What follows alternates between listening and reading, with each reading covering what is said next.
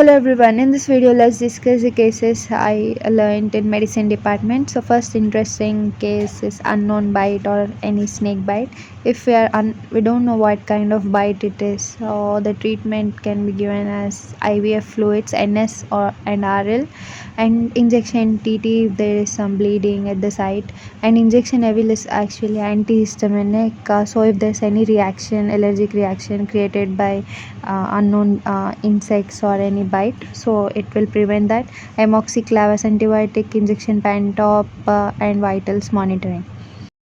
Next case is multiple tablet ingestion, like it may cause anaphylaxis due to ingestion of any extra amount of tablets. In that case, first thing is to be nil per oral, like they should not take any fluids or food until advised by doctor, and they can have IVF fluids like NSRL and Pantop, thiamine, hydrocortisone, injection avil. Here, injection hydrocortisone also acts to prevent emergency allergic reactions which are caused by anaphylaxis or shock.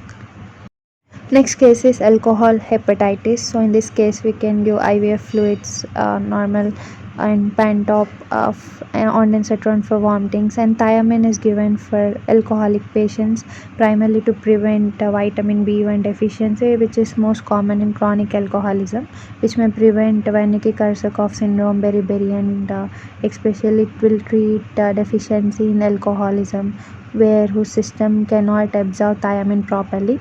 And injection MBT is given tab udilivis urosodiolic acid, which is used to dissolve cholesterol rich gallbladder stones and treat chronic liver diseases, and syrup sucralfate for preventing ulcer formation in stomach and intestine, tramadol for pain.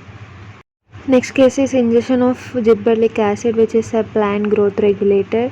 So there's no antidote for this. So treatment is we can start oral fluids and IVF, and also injection pan, ondansetron, MVI, thiamine.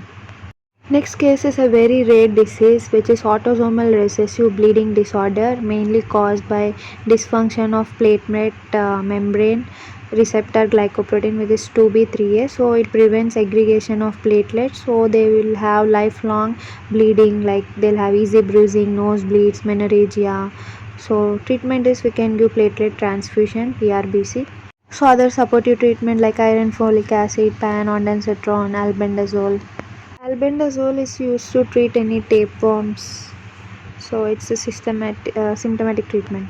Next case is chronic pancreatitis. Patient is alcoholic, so which may cause this. Your treatment is IV fluids, inject Ciplox, Metrogyl, both antibacterial, Pantop, thiamine, chlordiazepoxide for alcohol, and according to sliding scale, this is insulin. And pancreatine is actually tablet which replaces the pancreatic function, like which helps in digestion. Levetiracetam for seizures. Zincovit as nutritional supplement, and Sporolac as probiotic which prevents diarrhea.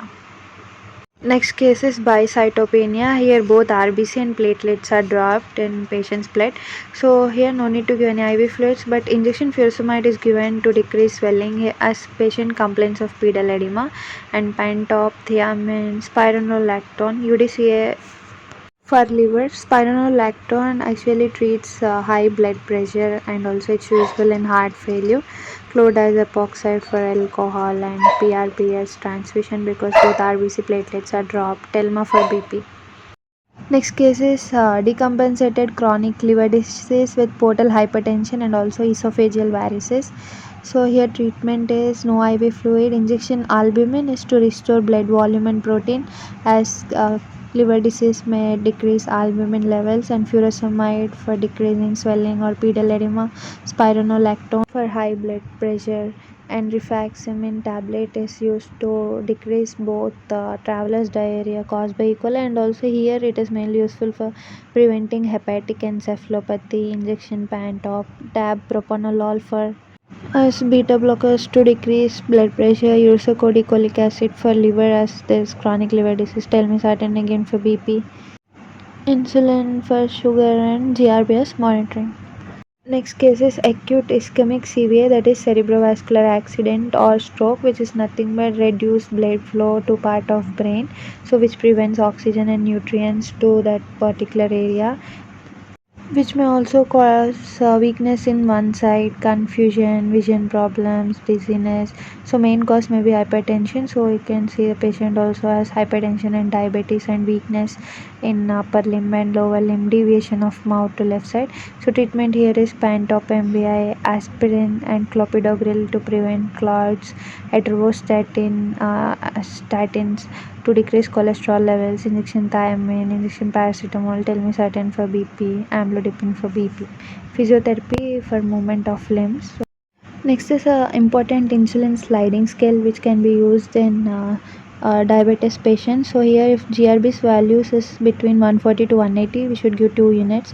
If it is between 180 to 220, 4 units, 220 to 260, 6 units, 260 to 300, 8 units, 300 to 350, 10 units, 350 to 400, 12 units, and if it is above 400, 14 units. So according to this scale we can give insulin. This is called as insulin sliding scale. Next case is paraquat poisoning. Actually, it is a fatal herbicide. Even small amount, if it is ingestion, it may cause lot of damage by causing liver damage, kidney failure. Particularly, it affects lungs and cause pulmonary fibrosis. So this is a severe fatal condition. So treatment here is NBM till further order, IVF fluids, injection methylprednisolone to prevent allergic reactions, injection pantoprazole, injection ondansetron, tab vitamin C, and vitals monitoring. Mostly these patients die if they drank more amount of poison. Next case is hypertensive urgency. So in this case, treatment no IVF, injection labetalol 20 mg, tab nifedipine, tab clonidine. So all BP reducing drugs.